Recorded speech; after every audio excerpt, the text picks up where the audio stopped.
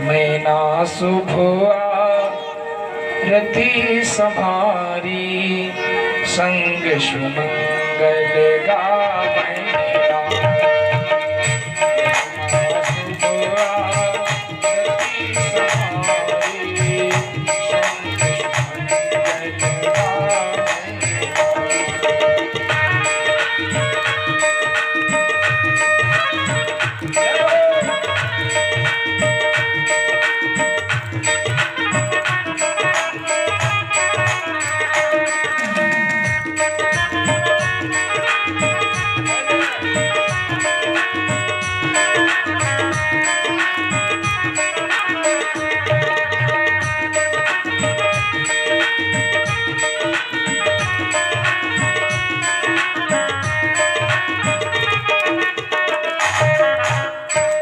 संग सुमंगल गावै नारी। थाली सजा करके चली, दरवाजे के बाहर निकली।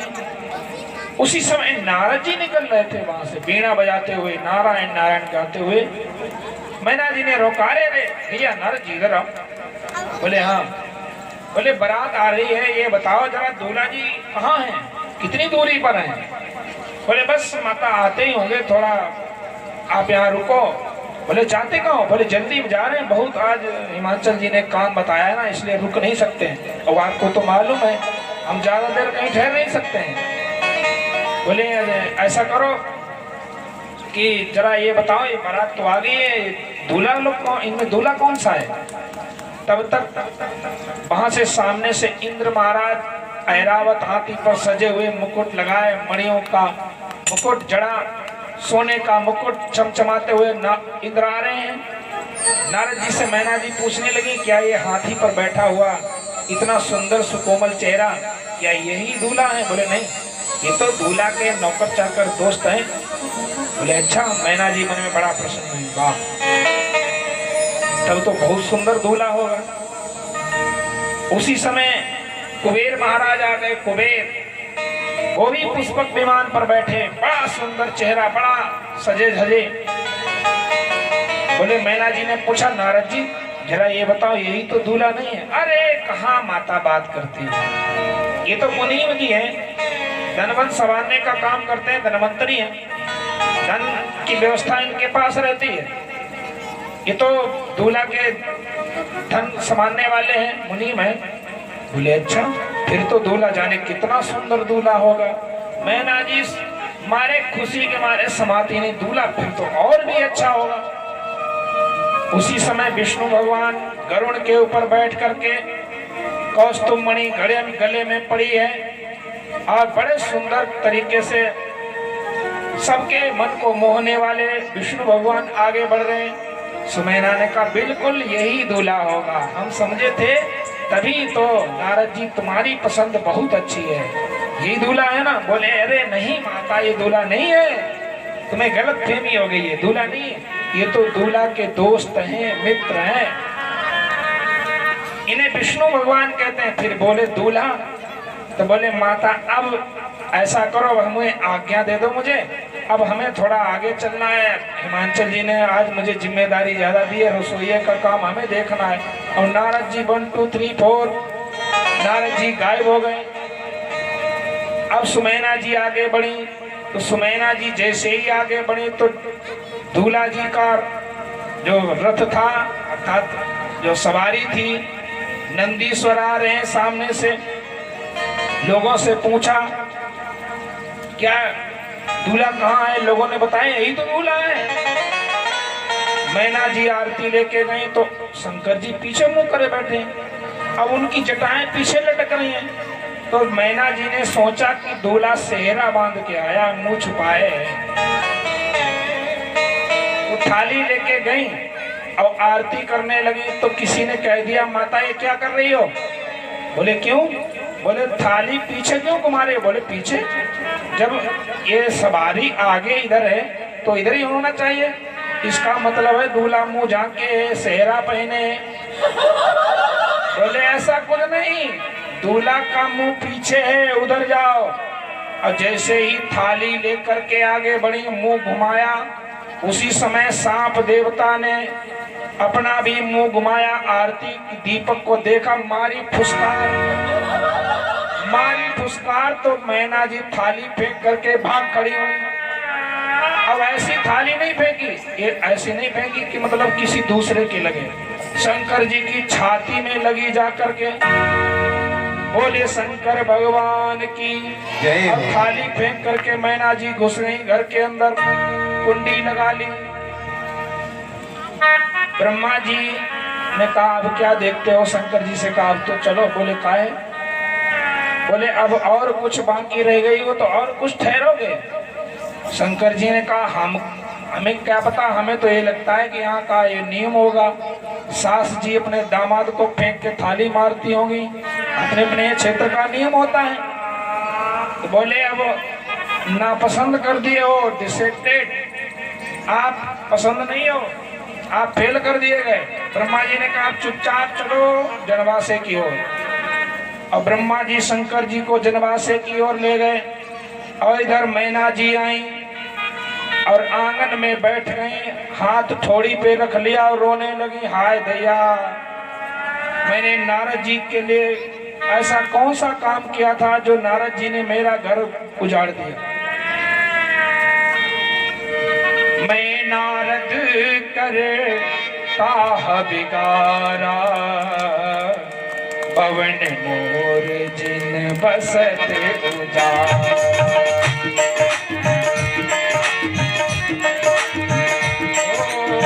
मैं नारद कर काह बिगारा, पवन मोर जिन बसत उजाड़।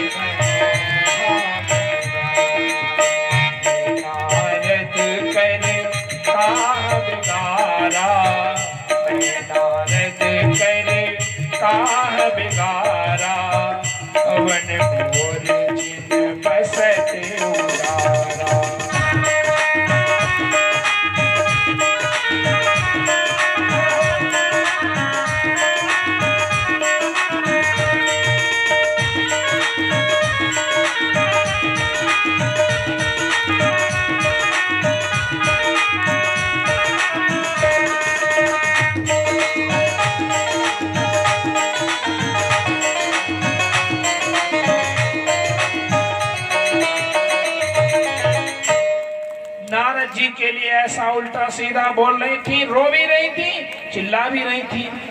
और नारद जी ने सोचा कि अगर हम समझाने पहुंच गए इसी अवस्था में तो कोई छोटा मोटा डंडा नहीं उठेगा, मूसल उठेगा मारने के लिए। तो सप्तऋषियों को लेकर के साथ में चले, और सप्तऋषियों को लेकर के चले तो सप्तऋषि साथ में, फिर हिमवान महाराज हिमाचल को भी साथ में ले लिया। कहीं अगर समझाते हुए मार पड़ने लगी तो बचाएगा कौन? जाकर के समझाया। ते ही अवसर नारद सहित और ऋषि सहित समेत, समाचार सुनि तुइन गिरे तुरंत लिखे। जाकर के समझाया सप्तऋषियों ने, देखो देवी, इसमें रोने की विलाप करने की कोई बात नहीं है। और इससे पहले माता पार्वती ने ही समझाया, माँ मेरे भाग्य में जो होगा वो मुझे मिलेगा, इसके लिए आप कुछ टाल नहीं सकती हो। जिसके जो भाग्य में होता है वो मिलता ही है, समय से पहले, और भाग्य से ज्यादा कुछ नहीं मिलता है। उससे पहले अगर प्रयास करोगे उसे टालने का या करने का तो बदनामी, बेइज्जती और नुकसान के अलावा कुछ नहीं है। अगर मेरे विधाता ने भाग्य में लिख दिया है भोलेनाथ के साथ में विवाह हो, तो माँ आप उसे टाल नहीं सकती हैं, मिटा नहीं सकती हैं, ये विधि का विधान है। और मैंने भी उन्हें अपने मन से पति मान लिया है, और जैसे वो रहेंगे, जिस हिसाब से रखेंगे, उसी तरह मैं उनके साथ में सुखपूर्वक निवास करूंगी। सप्तऋषियों ने भी समझाया, ये जगदम्बा है, आदि जगत जननी है, और जिनका अवतरण ही भगवान भोलेनाथ के लिए हुआ है, तो हम सब क्या कर सकते हैं। हम लोग तो निमित्त मात्र हो जाते हैं। लोग कहते हैं हमने विवाह करवा दिया, हमने उसका विवाह करवा दिया और उसने मेरे साथ कर लिया। ऐसा कुछ नहीं है, ये सब व्यवस्था वहां से होती है, हम लोगों का केवल नाम हो जाता है, निमित्त मात्र हो जाते हैं। विवाह तो ऊपर का विधान है। सप्तऋषियों ने समझाया, मैना जी को शांति प्राप्त हुई और विवाह के लिए तैयारियां फिर बढ़ने लगी। अब देखिए, विवाह राम जी का विवाह हुआ और भगवान भोलेनाथ का विवाह हुआ। दो विवाह इसमें श्री रामचरितमानस में सफल विवाह है। सफल विवाह दोनों हैं जो विवाह हो गए। एक नारद जी का भी विवाह था, वो असफल रहा, नारद जी का विवाह नहीं हो पाया। लेकिन भगवान भोलेनाथ का विवाह, श्री राम जी का विवाह है ना, बारात जो चढ़ी, इसमें अंतर विशेष इतना है। क्या अंतर है? भगवान भोलेनाथ के विवाह में भोजन पहले कराया गया, बारात बाद में चढ़ी, और राम जी के विवाह में विवाह पहले हुआ है, भोजन बाद में हुआ है। विवाह की सारी रस्म पहले की गई, विवाह के उपरांत भोजन प्राप्त कराया गया। श्री तुलसीदास जी ने वर्णन किया है। अब देखिए, भोलेनाथ के विवाह में भोजन की तैयारियां हो रही हैं, पहले ही भोजन हो रहा है। अब भोजन के लिए जैसे ही बिठाया गया, पंगत लग गई। पंगत लगी तो एक पत्तल परसने वाला चला। अब शंकर जी की बारात है, पत्तल परसने वाला गया और एक आदमी के सामने खड़ा हो गया। अब पीछे वाला दोना लेके आ रहा था, दोना गिलास। वो बोला, भैया आगे काहे नहीं बढ़ते हो, क्यों खड़े हो? बोले, आओ ना, तुम बड़े होशियार बनते हो, तो पस्सो आगे। बोले, क्या? बोले, ये बताओ पस्से कहाँ? बोले, कहा है? बोले, यहाँ तो मुख ही नहीं है, खाएंगे कहाँ से? को मुखहीन, कहाँ से खाएंगे, कहाँ पत्तल परस दें? तो उसने बोला, अंदर से आवाज है, इससे मतलब क्या तुम्हें?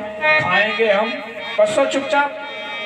उसने थाल पत्तल रख दी, अब वो आगे बढ़ गया।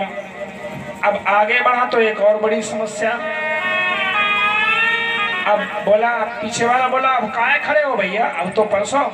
बोले, अब ये बताओ कितनी दर्जन पत्तलें परस दें? बोले, काहे? बोले, समस्या इधर हजारों मुख हैं, को मुखहीन विपुल मुख काऊ, कितनी पत्तल परस दें? बोले, अरे तो अनगिनती न से ही पूरी डिब्बी उठा के डाल दो इनके सामने, मनावे तहां परस के, मनाए तहां सिखाए। चल दिए आगे। और जैसे ही आगे बढ़े तो पीछे वाले ने कहा, और परसो। पीछे से आवाज आई, बोले, क्या? तब तक पत्तल ही गाई। जितनी पत्तलें डाली थी वो सब खा गए महाराज जी। पत्तल पे सब्जी का नंबर ही नहीं आया। आई शिव जी की बारात, आई शिव जी की अद्भुत बारात सखियों। वहां की माताएं गाती हैं, आई शिव जी की अद्भुत बारात सखियों, आई शिव जी की अद्भुत बारात सखियों।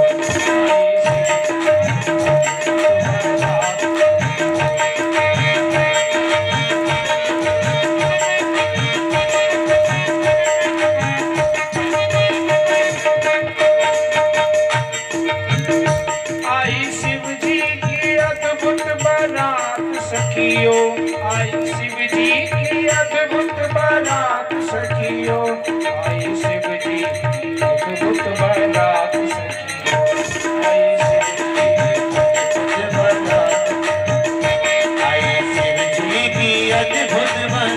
सखियों, आई शिव जी की अद्भुत बारात सखियों, आई शिव जी की अद्भुत बारात सखियों, आई शिव जी की अद्भुत बारात सखियों।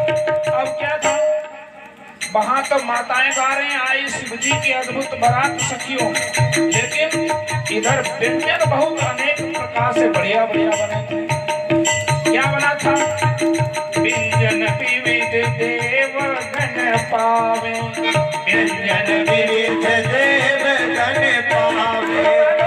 देवता लोग तो भोजन कर रहे हैं, व्यंजन पा रहे हैं, और जब तक वो सबसे ज्यादा मुख वाला बैठा है वही सब गड़बड़ कर रहा है। व्यंजन विविध देव गण पावे, व्यंजन विविध देव गण पावे। भूत प्रेत पत्तल चबात सखियों, भूत प्रेत पत्तल चबात सखियों, आई शिव जी की अद्भुत बारात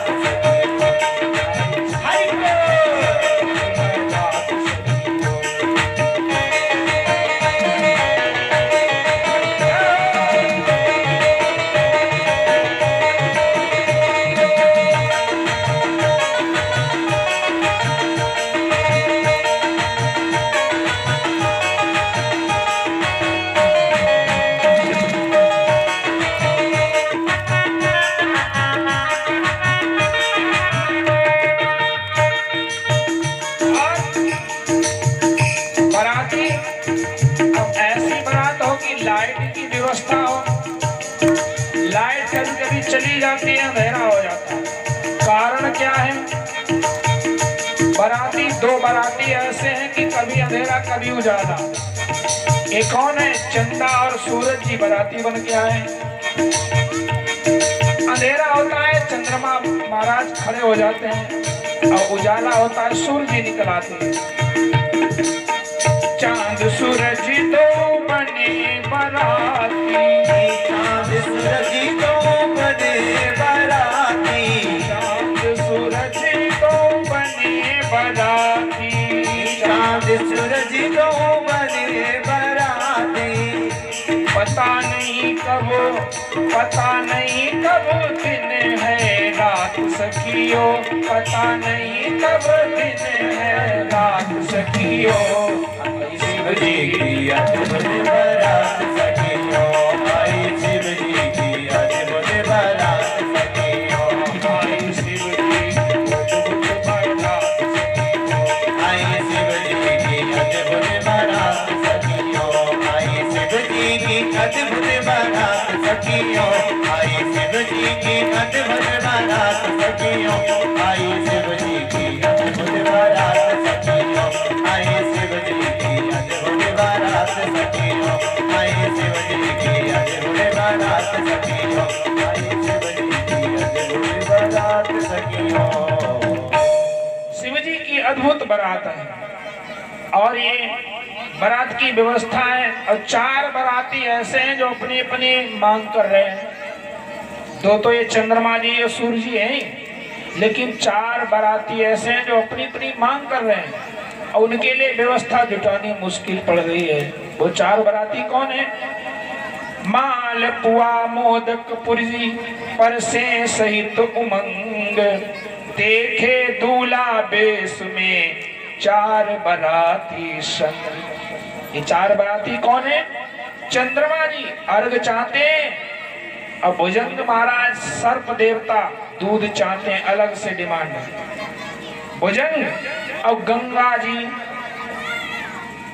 जी भी हैं, गंगा जी की भी अलग मांग है कि वो अर्घ चाहती हैं, और खुद शंकर भगवान उनकी भी अलग मांग है, वो भी अर्घ चाहते हैं, वो अभिषेक चाहते हैं, उन्हें जल का अभिषेक बहुत प्रिय है।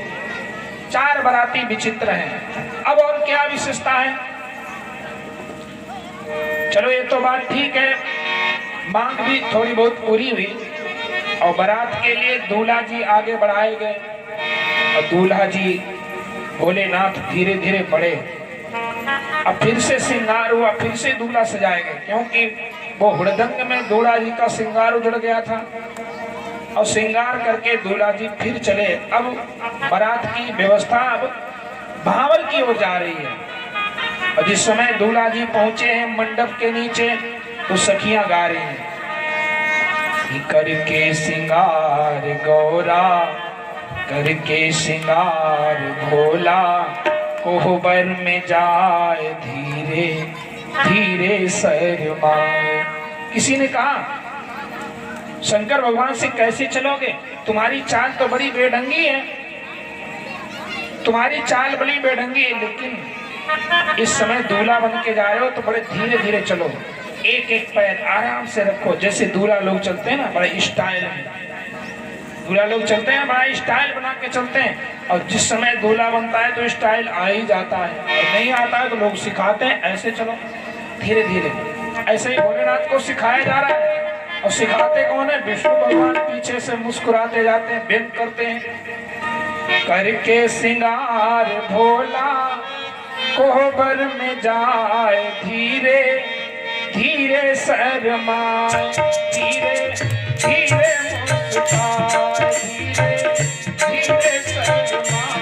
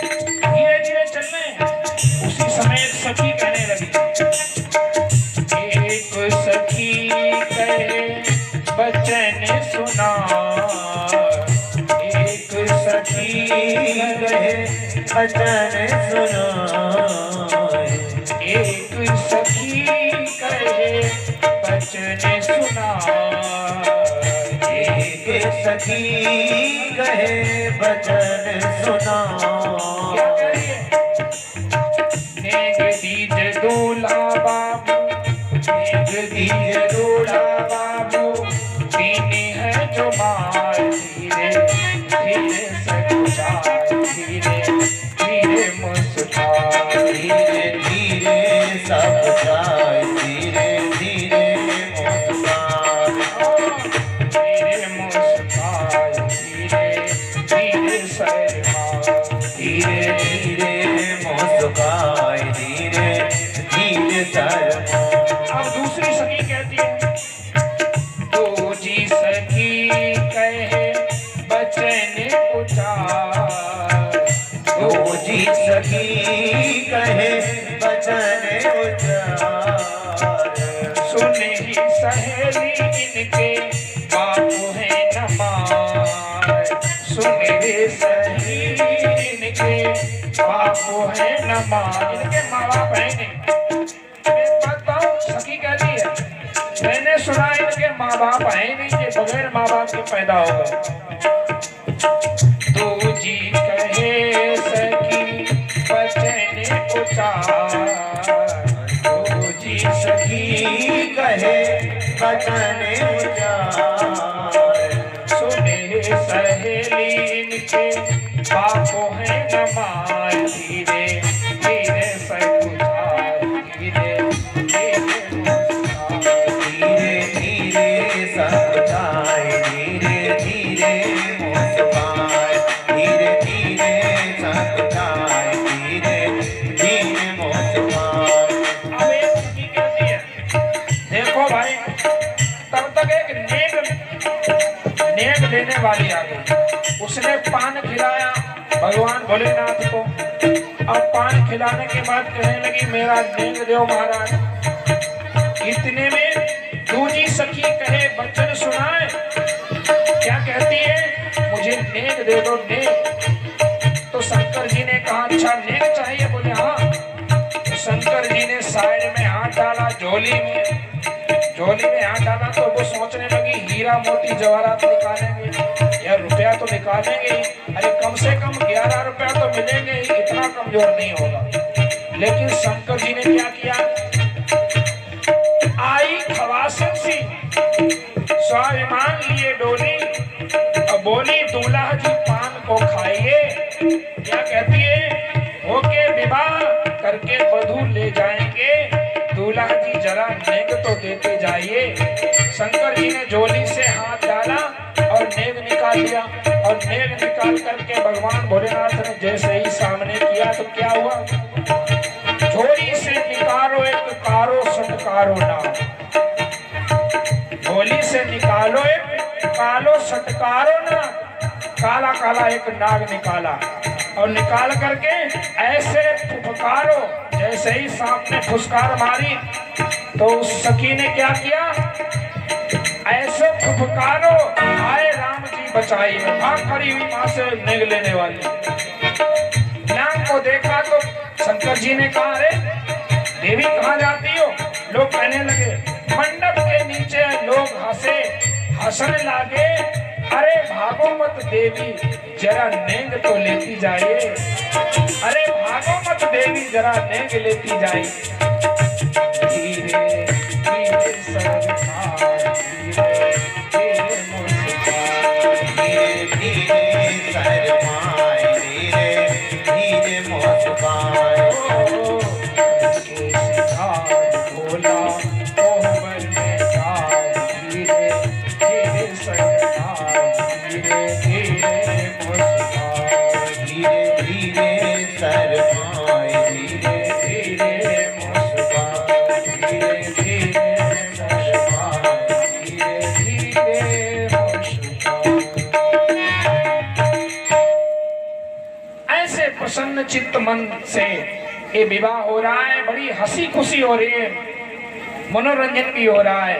भावरें पड़ी, और भावरें पड़ने के बाद में भगवान भोलेनाथ का विवाह संपूर्ण हुआ, और सबसे पहले गौरी गणेश पूजन किया गया, गणेश जी का पूजन हुआ।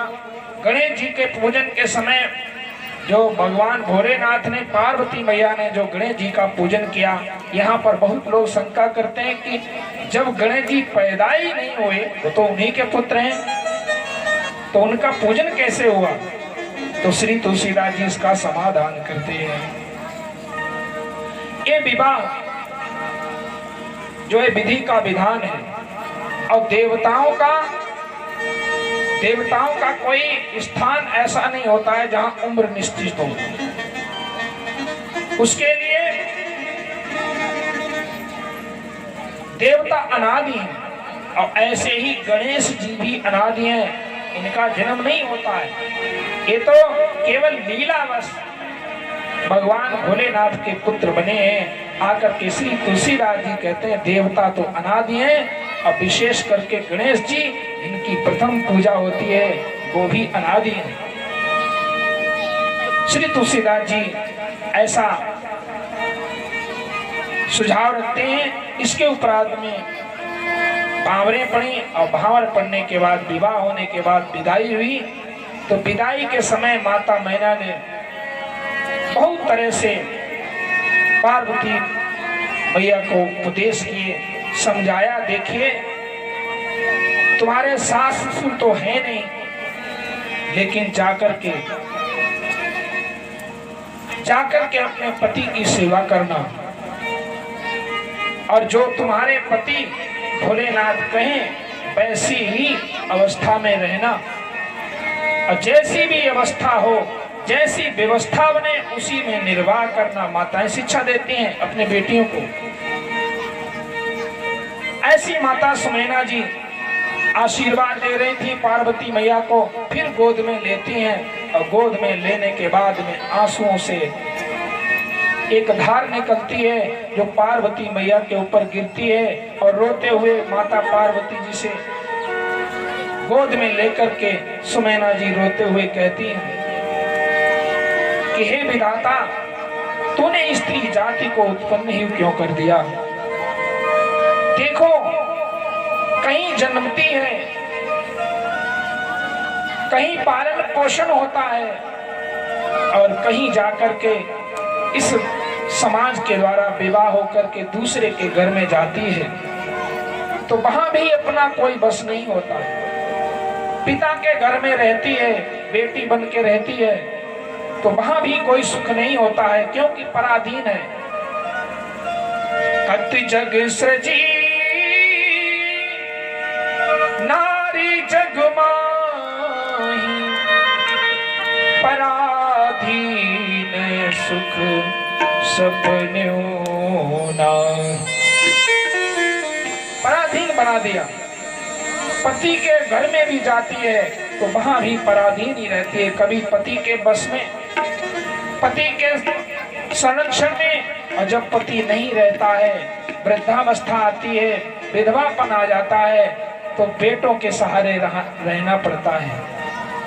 कोई कोई बेटा अच्छे होते हैं जो रोटी देते हैं, नहीं तो बड़ी ठुकराई जाती है। बचपन से लेकर और मृत्यु के समय तक अपना कोई विशेष महत्व नहीं, पराधीन ही रहना पड़ता है। पराधीन सपनों सुख नाई, कोई सुख नहीं मिलता है जीवन में। इसलिए हे बेटी, जो भी करे बने हो तो भोलेनाथ के साथ में विवाह करो और वहां जाकर जैसे भोलेनाथ की इच्छा हो वैसे रहो। और इधर विदा कर दी जाती हैं, हिमाचल जी भेजने के लिए जाते हैं कुछ दूर के लिए। और पार्वती मैया जी आज भगवान भोलेनाथ के साथ में कैलाश पर्वत पर आती हैं और वहां निवास करती हैं। एक समय भोलेनाथ जी बैठे हैं वटवृक्ष के नीचे कैलाश पर्वत पर और माता पार्वती जी पास में आकर के बैठ गए।